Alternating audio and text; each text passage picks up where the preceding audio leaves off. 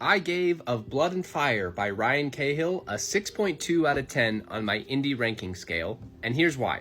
The immersion or the world building I gave a 6.5 out of 10. Although the story does have a lot of history and lore and a lot of different species and countries interacting with each other, it just felt very surface level and flat to me for a lot of the story. There's a lot of tropes and stereotypes throughout the book, which isn't terrible, but it just isn't great. Next up are the names or the characters of the book. This I have to give a 4.5 out of 10. There was just too much telling and not enough showing with these characters. They were just very shallow and driven almost entirely by the plot rather than their own decision making. This just made them more predictable and basic when I was reading, and I didn't like that as much. The magic and the creatures were actually pretty cool, so I gave that an 8 out of 10. The different races in particular were very interesting, especially the Fades.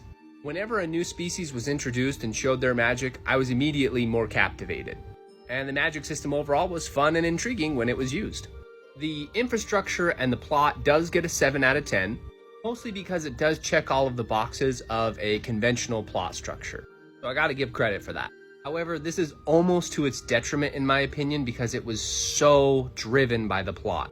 Everything just moves so quickly, we hardly get to spend any time with the characters or their conflicts in order to be more invested in the story outcomes. And that leaves me with my overall enjoyment level of a 5 out of 10, and honestly, I could just take it or leave it. It didn't really wow me, but it was fine for what it was. At this point, the main reason I would pick up book 2 in the series would just be out of curiosity to see how an indie author progresses in their journey and improves on their writing ability. But as far as the story itself, I wouldn't be too interested in picking up a book 2. So there you have it. So be sure to let me know what you think of this indie ranking.